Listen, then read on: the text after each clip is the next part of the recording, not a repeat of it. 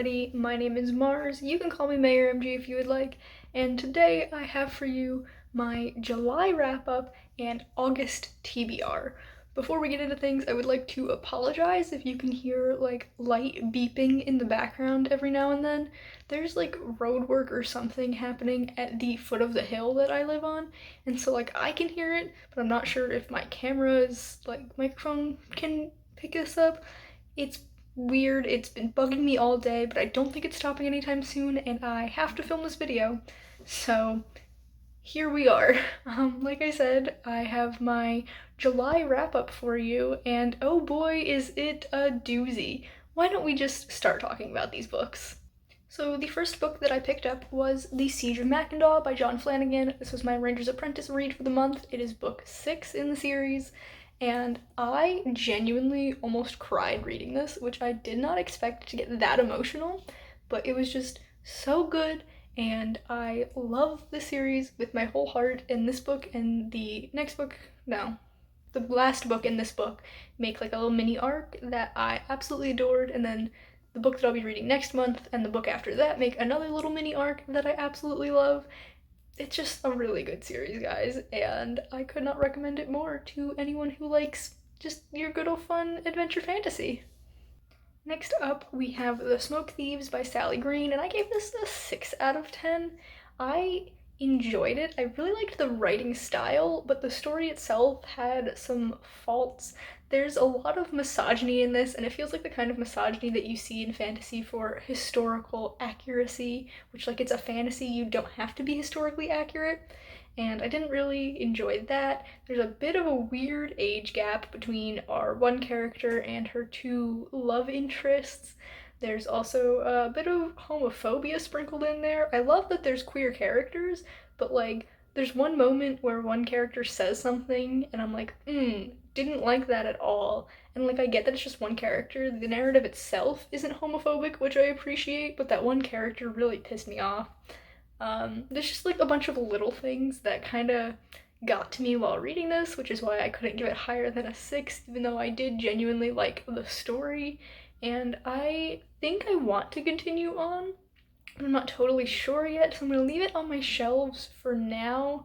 And if in a couple of months I look at it and I'm like, I changed my mind, I don't really care enough to continue on, I'll get rid of it then. But first of all, I just want to say, well, not first of all, because I said a lot of things. Last of all, I want to say I love this cover, so I'm a little bit upset I didn't absolutely adore the book. That's all I have to say on it.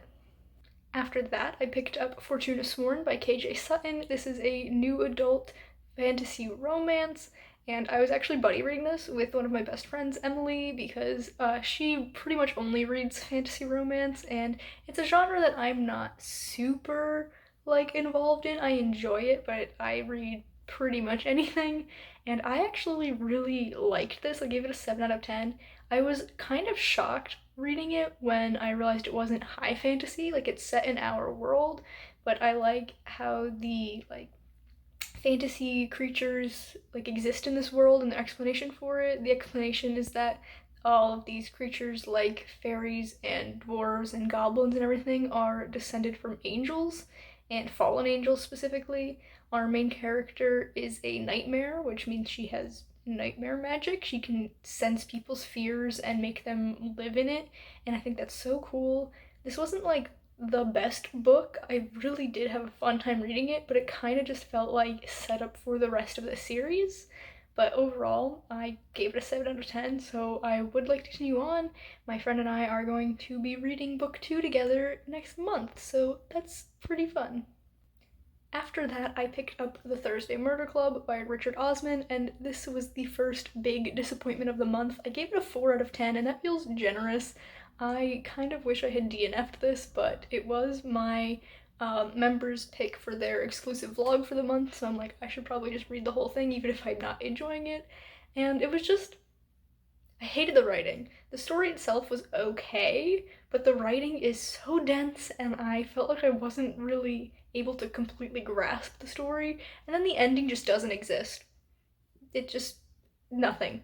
So I didn't enjoy it. I will be getting rid of this copy. I will not be reading the sequel. Then, as a little bit of a pick-me-up, I read An Enchantment of Ravens by Margaret Rogerson, and I gave this a 10 out of 10. Honestly, I feel like this is one of my new favorite books of all time. I don't think it's, like, outshining The Bone Houses as my number one spot, but I could see this being, like, number 2 or 3. I adored this book, and I really, really want to get a physical copy to put next to my copy of Vespertine, which I read earlier in the year and also loved, but not as much as I loved An Enchantment of Ravens. And I desperately want to read Sorcery of Thorns, which is Margaret Rogerson's other book. She also has a novella that's a sequel to Sorcery of Thorns, I think. But anyway, I absolutely loved this book and thought it was fantastic. Then we had another DNF with The Bell Jar.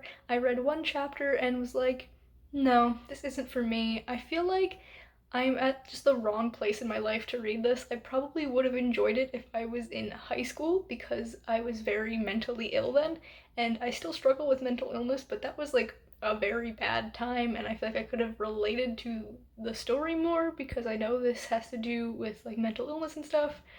But right now, I just was kind of bored with it, and I didn't like the main character, and I'm just like, I'm not gonna put myself through that, so I DNF'd it. Then I picked up My Dark Vanessa by Kate Elizabeth Russell, and I really enjoyed this. It was like a very hard book to get through, but I really enjoyed the writing style and found it easy to get into. This was actually the first book that I read for my mini readathon that I'm doing with my top tier members. So if that sounds like a fun thing you want to do, maybe check that out for the next time I will run this readathon. But I will be posting a vlog of that readathon in the coming weeks, so stay tuned for more detailed thoughts about these last few books that I've read in the month in that vlog. So My Dark Vanessa I gave an 8 out of 10, and I am glad that I read it. I don't think I'm ever gonna reread it. It's that type of book. I think I said earlier The Bell Jar was my second DNF of the month. It was only the first. I just wish that I had DNF'd the Thursday Murder Club, but I didn't. I DNF'd The Bell Jar, and I also DNF'd The Shadow of the Wind. I got a little bit further into this than I did The Bell Jar, about 100-ish pages, I think. But I really liked the writing style. I thought it was very flowery and nice in the way that I enjoy, but I didn't like any of the characters, and it just felt like nothing was happening. And also, the copy that I have, I got out of our free little library, and it's beat up, which is fine, but the pages are also kind of gross, and like sometimes they are stuck together, and there's like stains on them, and it was just not a fun experience. And maybe one day, years from now, I will pick this up and try to read it again, but definitely not anytime soon, and I will not be keeping this copy. And the last book that I finished was The Italian Lakes by Aubrey Feist. This is a nonfiction book about the lakes in northern Italy. It's more just like the author's stories of when they visited the lakes, and I thought it was fine for what it was. I kind of only read it because it fit a prompt for the readathon that I'm doing, and that's really all I have to say on it. And I am currently reading A Winter's Promise by Christelle Davos. This is a reread for me, and I feel like I'm enjoying this a lot more this second time around. Like, I'm noticing a lot of details that I didn't notice the first time I read it, and I'm almost halfway. I'm having a really good time, and I cannot wait to continue on. So we still have quite a few days left in the month, not quite a week, but almost, and I will definitely be reading during those days, so be sure to check out the vlog that I mentioned to see all of the things that I will be reading after I film this video, because obviously I won't be able to mention them here, but it will just be in that vlog, nice and wrapped up. Don't know when that vlog is going out yet, but eventually. And now it's time to pick out all the books that I will be reading in August. So I will be participating in the Aurelium Magical Readathon hosted by G over at the channel Book Roast, but I have a separate video coming out with my TBR for that, so stay tuned in the coming days to see it. For now, we are picking out my own prompts for my TBR game and picking books for those. So the first step is figuring out how many cards I'm going to pull. So I've got my D4 here. We are going to roll it. And I got a 2, which means I have to roll again and add. So this time I got, okay, a 4, which means I will be doing 6 card pulls. And here I have my deck. We're going to split it, just so you know I didn't place certain cards on top. It's completely random and shuffled. So let's see. 6 pulls. The first one is the 4 of Monstrosities. The second card is the Paladin. Ooh, I don't remember what the prompt is, but for some reason I'm excited for it. The third card, ooh, nope. The third one is the 2 of Celestials. The fourth one is the Sorcerer. The fifth card, the Monstrosity. Ooh, 2 Monstrosity cards. Monstrosities are different subgenres of horror, so that's interesting. And that was 5, right? Yeah, so the 6th card is the 3 of Oozes. I don't think we've pulled an ooze yet. So those were my 6 cards. I'm going to get the prompts for those and figure out the books, and I'll be back once I've got that all figured out. Okay, I am back, and I'm actually extremely happy with the books that I've managed to put on this TBR. So let's just talk about them.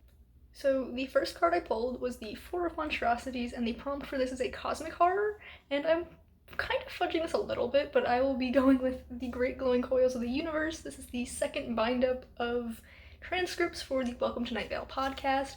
It's been about a year since I decided that I wanted to get back into Night Vale, and I did go through the episodes in the first volume, and then just never continued on. So I will probably need a bit of a refresher. I do know the first chunk of episodes very well because I've listened to them many, many times, but yeah, I'm gonna finally get back into this.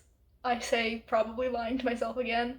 And I do consider Night Vale to be cosmic horror, but it's not its main genre or it's not its only genre, but we're still gonna count it. So this is the first book on my TBR. Then we have the Paladin, and the 2 prompt options for this are either a book club pick or a book for a readathon. So very easy for me to choose. I'm going with Howl's Moving Castle by Diana Wynne Jones. I'm marking this down as being a book club pick because it is the Nostalgia Train book club pick for August, hosted by Writing Violet, and the co-conductor for the month is Michael C.B. Chen. But this is also a book that I did manage to fit onto the TBR for the Magical Readathon, so it kind of hits both prompts. You get a little sneak peek into that video, I guess. But yeah, I'm extremely excited to read this because Howl's Moving Castle is one of my favorite movies of all time, and I know the book is different, but I'm still very, very much looking forward to reading this. For the 2 of Celestials, the prompt is a star or moon on the cover, and I'm going with The Sun and the Star by Rick Riordan and Mark Shiro. It has sun is a type of star and star in the title. I think that counts as being on the cover. There's not actually any pictures of stars, but it's in the title, so I'm counting it because the word is on the cover.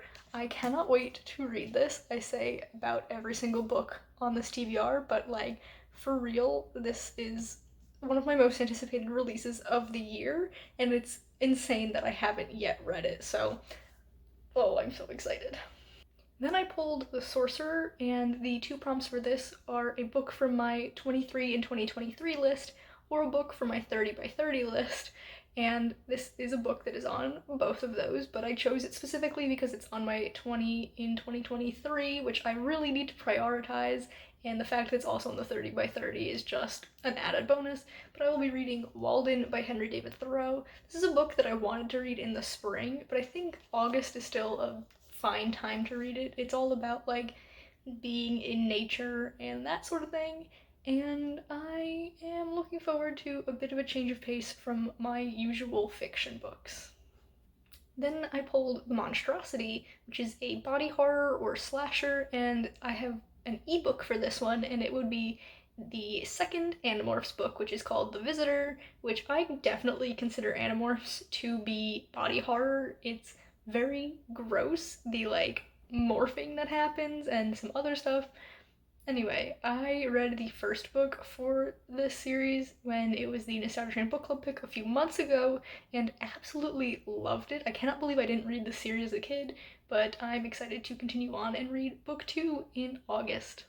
And finally, I pulled the Three of Oozes, and the ooze cards are all about colors on the cover, and the Three of Oozes is specifically a book with black and white on the cover, and I have gone with Ashwood and Brimstone by E.A. Olivieri. This is a heavy book, like it's very dense, and as you can see, it's got like red and gold on the cover, but it's mostly black and white.